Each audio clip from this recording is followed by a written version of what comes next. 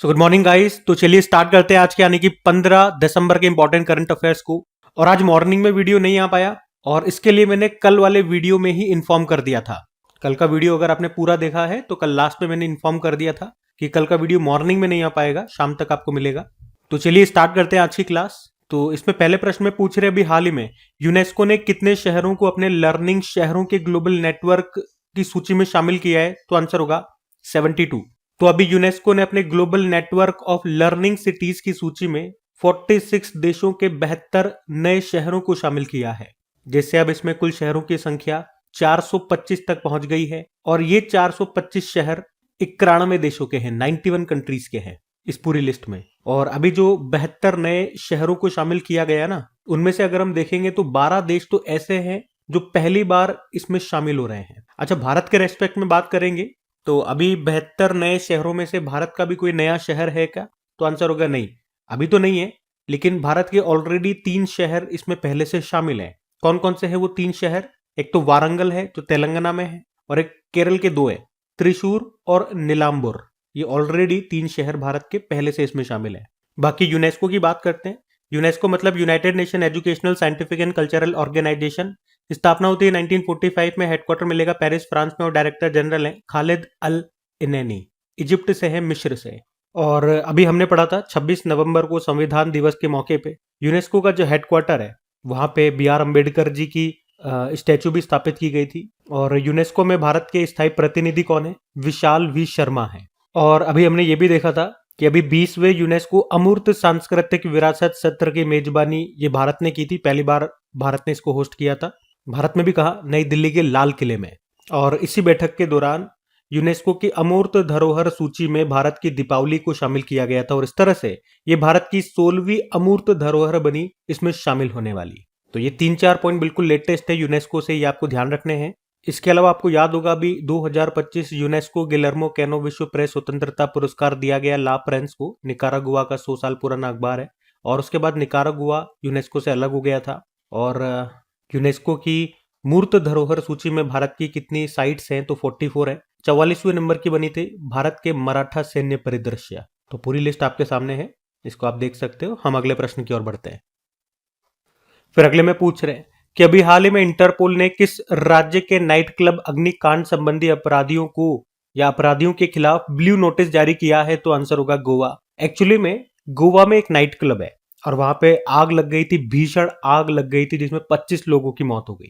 और इस हादसे के बाद उस नाइट क्लब के जो मालिक हैं सौरभ और गौरव लुथरा, वे देश छोड़ करके थाईलैंड भाग गए। तो अभी भारतीय एजेंसियों ने इनकी गतिविधियों पर नजर रखने के लिए इंटरपोल से ब्लू कॉर्नर नोटिस जारी करवाया है। ये नोटिस अंतरराष्ट्रीय पुलिस सहयोग का एक अहम उपकरण है जो सीमा पार संदिग्धों की जानकारी इकट्ठा करने में मदद करता है। आपको पता है इंटरपोल अलग अलग प्रकार के 8 तरह के नोटिस जारी करता है, जैसे कि red notice, blue notice, yellow, black, green, orange, इस तरह के 8 प्रकार के नोटिस जारी करता है।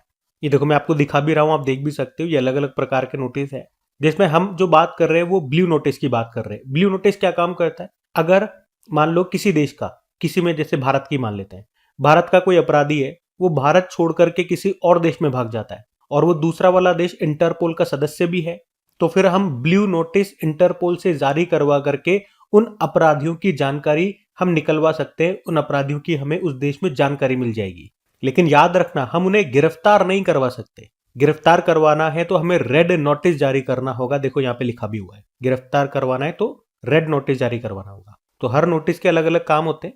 इंटरपोल की बात करें, फुल फॉर्म होती है इंटरनेशनल क्रिमिनल पुलिस ऑर्गेनाइजेशन। स्थापना होती है 7 सितंबर 1923, और इसीलिए 7 सितंबर को हम अंतरराष्ट्रीय पुलिस सहयोग दिवस, International Day of Police Cooperation के रूप में भी मनाते हैं। 2023 से मना रहे हैं।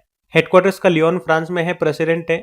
और वैसे अब इंटरपोल के नए अध्यक्ष बन चुके हैं, लुकास फिलिप उनका नाम है, और वो फ्रांस से हैं, तो नए वाले का नाम हम याद रखेंगे। और मोटो इसका क्या होता है? Connecting police for a safer world. इसमें सदस्य देश है 196, और 196 नंबर का है पलाऊ। और 2024 में इसकी जो 92 नंबर की बैठक हुई थी वो ग्लासगो यूके में हुई थी। और उसके बाद इंटरपोल की गवर्नेंस समिति की अध्यक्षता संभाल ली है यूएई ने। और कुछ समय पहले एनफोर्समेंट डायरेक्टरेट, ईडी की फुल फॉर्म होती है, और इसने पहली बार इंटरपोल के जरिए पर्पल नोटिस जारी करवाया था। ठीक है, तो ये ध्यान में रखना। अगला प्रश्न देखते हैं। फिर अगले में पूछ रहे हैं, हाल ही में कोपरा जलाशय किस राज्य का पहला रामसर स्थल बन गया है? तो आंसर होगा छत्तीसगढ़। तो छत्तीसगढ़ के बिलासपुर जिले का कोपरा जलाशय ये राज्य का पहला रामसर स्थल बन गया है। कोपरा जलाशय की बात करें, ये प्राकृतिक और मानव निर्मित दोनों विशेषताओं से निर्मित एक मीठे पानी की आर्द्र भूमि प्रणाली है। ये जलाशय मुख्य रूप से वर्षा जल से भरा हुआ है और ये आर्द्र भूमि ग्रामीण परिदृश्य से एक महत्वपूर्ण जल निकाय के रूप में कार्य करता है और ये छत्तीसगढ़ का पहला रामसर स्थल है। तो प्रश्न इंपॉर्टेंट रहेगा खास रूप से छत्तीसगढ़ निवासियों के लिए। छत्तीसगढ़ में जो एग्जाम होते हैं उनके लिए ज्यादा इंपॉर्टेंट है, वैसे तो हम सबके लिए इंपॉर्टेंट है। और वैसे छत्तीसगढ़ का उद्देश्य भी मैं आपको बता दूं, 2030 तक 20 आर्द्र भूमियों को रामसर स्थल का दर्जा दिलाना, ये पहला बन चुका है। अभी कोपरा जलाशय छत्तीसगढ़ का पहला है, याद रखना। आर्द्र भूमि की बात करें यानी कि वेटलैंड्स की, तो आर्द्र भूमि पर अंतरराष्ट्रीय सम्मेलन जिसे रामसर कन्वेंशन के नाम से भी जानते हैं, ये कब और कहां हुआ था? ये ईरान के रामसर स्थल में हुआ था। कब? 2 फरवरी 1971 1971 को। और इसीलिए 2 फरवरी को हम रामसर दिवस के रूप में मनाते हैं, वर्ल्ड वेटलैंड डे के रूप में।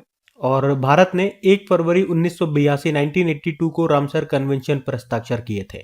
बाकी 2-3 फैक्ट और याद रख लो। फैक्चुअल प्रश्न है ये कि भारत का पहला रामसर स्थल ये 2 हैं, चिल्का लेक जो उड़ीसा में है और केवला देव राष्ट्रीय अभ्यारण्य जो राजस्थान में है। कब बने थे? 1981 में। वैसे हमारा सबसे बड़ा रामसर स्थल पश्चिम बंगाल का सुंदरबन है और सबसे छोटा रामसर स्थल हिमाचल प्रदेश का रेणुका। उसके अलावा उदयपुर और इंदौर वेटलैंड सिटी सर्टिफिकेट पाने वाले पहले भारतीय शहर बने। और ये भी याद रखना, आर्द्र भूमि के विवेकपूर्ण उपयोग के लिए रामसर पुरस्कार पाने वाले पहली भारतीय बनी थी जयश्री वेंकटेशन। और रामसर सचिवालय आपको मिलेगा स्विट्जरलैंड के ग्लैंड में। ये तो रामसर के कुछ पॉइंट्स हो गए, लेकिन जो आज हमने प्रश्न पढ़ा वो कोपरा जलाशय का है और ये है छत्तीसगढ़ में। छत्तीसगढ़ का पहला रामसर स्थल बना। तो ये रहा मैप में छत्तीसगढ़।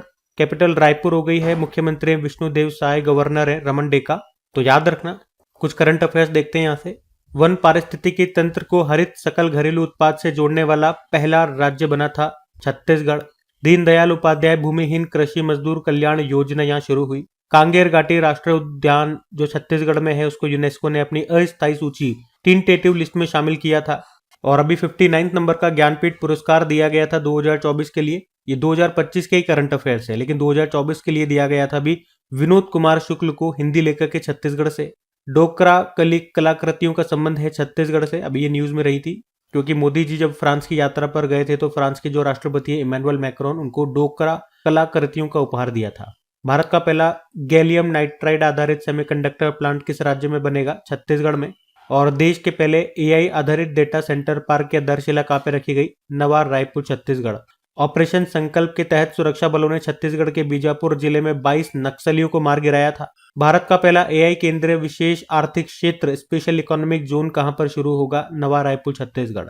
भारत का पहला बाल विवाह मुक्त जिला ये बना बालोद जिला छत्तीसगढ़ का। और अभी छत्तीसगढ़ के सूरजपुर जिले के 75 ग्राम पंचायत को बाल विवाह मुक्त घोषित किया गया था। तो इन सब कारण से अभी छत्तीसगढ़ न्यूज पे था, ध्यान में रखना। अगला प्रश्न देखते हैं। फिर अगले में पूछ रहे अभी हाल ही में राष्ट्रीय ऊर्जा संरक्षण दिवस कब मनाया गया? तो आंसर होगा 14 दिसंबर को। तो हर साल 14 दिसंबर को नेशनल एनर्जी कंजर्वेशन डे के रूप में मनाया जाता है। तो ऊर्जा दक्षता और संरक्षण के महत्व के बारे में जागरूकता फैलाने के लिए हम ये दिन मनाते हैं 14 दिसंबर, याद रखना। एक बार हम दिसंबर के फिर से सारे दिवस रिवाइज करें तो 1 दिसंबर को वर्ल्ड एड्स डे था। 1 दिसंबर को नागालैंड का स्थापना दिवस होता है और 1 से लेकर 10 दिसंबर तक नागालैंड में ही हॉर्नबिल महोत्सव मनाया गया था। 1 दिसंबर को बीएसएफ का स्थापना दिवस है और 2 दिसंबर को राष्ट्रीय प्रदूषण नियंत्रण दिवस मनाया। 2 दिसंबर को अंतर्राष्ट्रीय गुलामी उन्मूलन दिवस। 2 दिसंबर को विश्व कंप्यूटर साक्षरता दिवस। 3 दिसंबर को अंतर्राष्ट्रीय विकलांग दिवस। 4 दिसंबर को भारतीय नौसेना दिवस। 4 दिसंबर को अंतर्राष्ट्रीय चीता दिवस। 4 दिसंबर को अंतर्राष्ट्रीय बैंक दिवस। 5 दिसंबर को वर्ल्ड सॉइल डे विश्व मृदा दिवस। 5 दिसंबर को अंतर्राष्ट्रीय स्वयंसेवक दिवस। 7 दिसंबर को सशस्त्र सेना झंडा दिवस। 7 दिसंबर को अंतर्राष्ट्रीय नागरिक उड्डयन दिवस और 9 दिसंबर को अंतर्राष्ट्रीय भ्रष्टाचार विरोधी दिवस। 10 दिसंबर को विश्व मानवाधिकार दिवस। 11 दिसंबर को विश्व पर्वत दिवस। 12 दिसंबर को यूनिवर्सल हेल्थ कवरेज डे और अभी 14 दिसंबर को राष्ट्रीय ऊर्जा संरक्षण दिवस नेशनल एनर्जी कंजर्वेशन डे के रूप में भी मनाया। ठीक है, ये सब अभी तक हमने पढ़ लिए, ध्यान में रखना। अगला प्रश्न देखते हैं। फिर अगले में पूछ रहे हैं हाल ही में नासा का 1 दशक बाद मावेन स्पेसक्राफ्ट से संपर्क टूट गया। इस स्पेसक्राफ्ट का संबंध किससे है? तो आंसर होगा मंगल। तो नासा का मावेन स्पेस क्राफ्ट है, ये पिछले 10 सालों से मंगल की परिक्रमा कर रहा था, पर अभी अचानक पृथ्वी से उसका संपर्क टूट गया है। मावेन का भी फुल फॉर्म होता है Mars atmosphere and volatile evolution. इसे 2013 में लॉन्च किया गया था और 2014 में ये मंगल ग्रह की कक्षा में पहुंचा और तब से ये लगातार काम कर रहा था, पर अभी इसका संपर्क टूट गया। काम क्या था इसका? ये मंगल के वायुमंडल और सौर हवाओं के साथ उसकी प्रतिक्रिया का अध्ययन करता था और ये रोवर्स के लिए रिले स्टेशन के रूप में काम करता था। अच्छा, अगर आपसे पूछा जाए कि क्यूरियोसिटी रोवर और परसेवरेंस रोवर ये किसके हैं, तो आंसर करना नासा के हैं। कहां पर उतारे? मंगल पर। जैसे भारत का जो मंगलयान मिशन है, जिसे मार्स ऑर्बिटर मिशन भी कहते हैं, इसको हमने लॉन्च किया था किससे? PSLV C-25 से। और मंगलयान वही है जिसका चित्र हमारे 2000 रुपए के नोट के ऊपर आया था। अब तो नोट ही गायब हो गया। और मंगल पर कौन सी गैस मिलती है? मिथेन गैस मिलती है मुख्य रूप से, जिसे मार्स गैस भी कहते हैं। इसके दो जो उपग्रह हैं, नेचुरल सैटेलाइट है, वो कौन से हैं? फोबोस और डिमोस। वैसे नासा की बात करें, national aeronautics and space administration full form हो गई। स्थापना होती है 1958 में, हेडक्वार्टर वॉशिंगटन DC है। मोटो होता है for the benefits of all. ठीक है, तो ये सब ध्यान में रखना। अगला प्रश्न देखते हैं। फिर अगले में पूछ रहे हैं, हाल ही में CITES की 20वीं कॉन्फ्रेंस ऑफ पार्टीज ये कहां पर समाप्त हुई? तो आंसर होगा समरकंद में। तो अभी CITES की 20वीं बैठक हुई है, जिसे COP20 बोलेंगे। कहां पर? समरकंद, उज्बेकिस्तान में। CITES का फुल फॉर्म होता है convention on international trade in endangered species of wild fauna and flora. Hindi में बोलोगे तो वन्य जीवों और वनस्पतियों की लुप्त प्राय प्रजातियों के अंतरराष्ट्रीय व्यापार पर कन्वेंशन। इसे वॉशिंगटन कन्वेंशन के नाम से भी जाना जाता है और ये लुप्त प्राय पौधों और जानवरों के संरक्षण के लिए एक बहुपक्षीय संधि है, जिसकी स्थापना हुई थी 1 जुलाई 1975 में। वर्तमान में इसके सदस्य देश हैं 185, जिसमें भारत भी शामिल है, मतलब भारत भी इसका सदस्य है। और अभी पहली बार ही इसकी बैठक सेंट्रल एशियन कंट्रीज में हुई है, मतलब उज्बेकिस्तान में हुई है। और इस बार साइट्स ने अपनी 50वीं वर्षगांठ भी मनाई। इसकी जो पहली बैठक है ना, COP1 जिसे बोलेंगे, कॉन्फ्रेंस ऑफ पार्टीज 1, वो हुई थी 1976 में बर्न, स्विट्जरलैंड में। और एक और आप ध्यान रखो, भारत में इसकी एक बैठक हो चुकी है, COP3, तीसरी बैठक हुई थी 1981 में, हुई थी वो दिल्ली में। और लास्ट वाली याद रख लो, COP19 2022 में हुई थी पनामा में। और अभी COP20 2025 में हुई कहां पे? समरकंद, उज्बेकिस्तान में। और इसी तरह से अभी आपको याद होगा, जो COP30 हुई थी वो क्लाइमेट चेंज के लिए है। COP30 वो बेलम, ब्राजील में हुई थी अभी 2025 में। क्लाइमेट चेंज वाली बात कर रहा हूं मैं, है ना, जिसकी पहली बैठक 1995 में बर्लिन, जर्मनी में हुई थी, वो वाली। चलो, बैठकों वाला प्रश्न है, सम्मेलन वाला प्रश्न है, कुछ इसी तरह के प्रश्न रिवाइज कर रहा हूं आपको। तो लोकसभा अध्यक्ष ने अभी 11वें लोकसभा अध्यक्ष कौन है? ओम बिरला। इन्होंने 11वें राष्ट्रमंडल संसदीय संघ भारत क्षेत्र सम्मेलन का उद्घाटन कहाँ किया? बेंगलुरु में। चौथे तटरक्षक वैश्विक शिखर सम्मेलन का आयोजन अभी कहां पर हुआ? रोम, इटली में, जिसकी सह अध्यक्षता की जापान ने। पहला green hydrogen research and development conference 2025 हुआ नई दिल्ली में। और 28वीं नेशनल ई गवर्नेंस कॉन्फ्रेंस 2025 हुआ कहां पे? विशाखापत्तनम।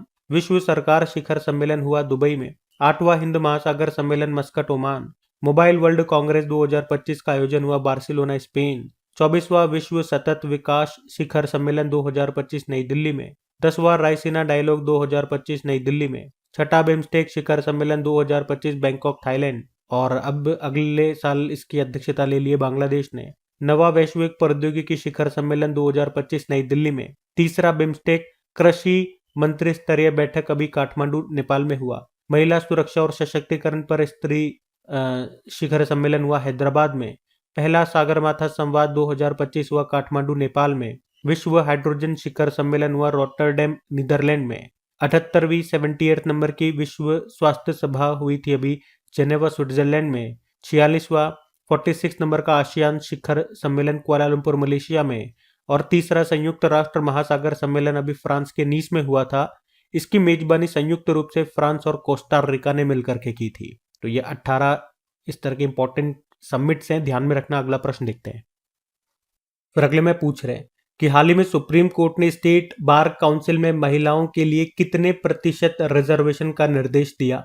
तो आंसर होगा 30%। तो अभी सुप्रीम कोर्ट ने कहा है कि स्टेट बार काउंसिल में महिलाओं के लिए 30% सीटों को रिजर्व रखा जाएगा। और अभी कोर्ट ने आदेश भी दिया है कि इस साल के लिए 20% सीटें महिला सदस्यों के चुनाव से और 10% को ऑप्शन से भरी जानी चाहिए। और इसी तरह से महिलाओं के रिजर्वेशन की बात आती है तो आपको याद आएगा नारी वंदन अधिनियम, और ये भी आया था 106वां संविधान अधिनियम था, जिसमें क्या कहा था, लोकसभा और विधानसभा में महिलाओं को 1/3 रिजर्वेशन देने की इसमें बात की गई थी। अच्छा, अगर मैं पूछूं कि सुप्रीम कोर्ट में पहली महिला कौन थी, तो वैसे अभी तक तो कोई भी महिला चीफ जस्टिस नहीं है, लेकिन जस्टिस रह चुकी है, जज रह चुकी है। कौन पहली महिला जज कौन थी? फातिमा बीवी थी। उनका तो अभी निधन भी हो गया, 2024 में पद्म भूषण भी इनको मिला था। और सुप्रीम कोर्ट की अगर बात कर लें तो इसका उल्लेख संविधान के किस अनुच्छेद में है? आर्टिकल 124 से लेके 147 तक पार्ट 5 में। और 1935 एक्ट के द्वारा फेडरल कोर्ट की स्थापना होती है। उसके बाद 28 जनवरी 1950 को सुप्रीम कोर्ट ने अपना कार्य करना शुरू किया था। स्थापना के समय इसमें एक चीफ जस्टिस और 7 जजेस थे। पहले चीफ जस्टिस ऑफ इंडिया रहे हीरालाल जेकानिया। पहली महिला जज रही फातिमा बीवी। और सबसे लंबे समय तक चीफ जस्टिस ऑफ इंडिया के रूप में कार्यकाल किसका रहा? वाईवी चंद्रचूड़ का। डीवाई चंद्रचूड़ के पिताजी थे ये। 16वें नंबर के सीजेआई थे। 7 साल 4 महीने तक रहे। सबसे छोटा कार्यकाल कमल नारायण सिंह का रहा, 22वें नंबर के थे। 17 दिनों का इनका रहा कार्यकाल। ये प्रश्न आ चुका है एग्जाम में। सुप्रीम कोर्ट के चीफ जस्टिस का रिटायरमेंट एज कितना होता है? 65 ईयर। और अभी 52 नंबर के हमारे सीजीआई नए बन गए, बीआर गवई इनका नाम है। और सुप्रीम कोर्ट का आदर्श वाक्य होता है यतो धर्म है ततो जय है। जहां धर्म है वहां जय है। ठीक है, तो ध्यान रखना। अगला प्रश्न देखते हैं। फिर अगले में पूछ रहे हैं कि अभी हाल ही में भारत ने दुनिया का सबसे ऊंचा वॉर मेमोरियल कहां पर बनाया है? तो आंसर होगा गलवान में। तो भारत ने चीन के साथ 2020 में हुई झड़प के 5 साल बाद गलवान लद्दाख में दुनिया का सबसे ऊंचा युद्ध स्मारक का उद्घाटन किया।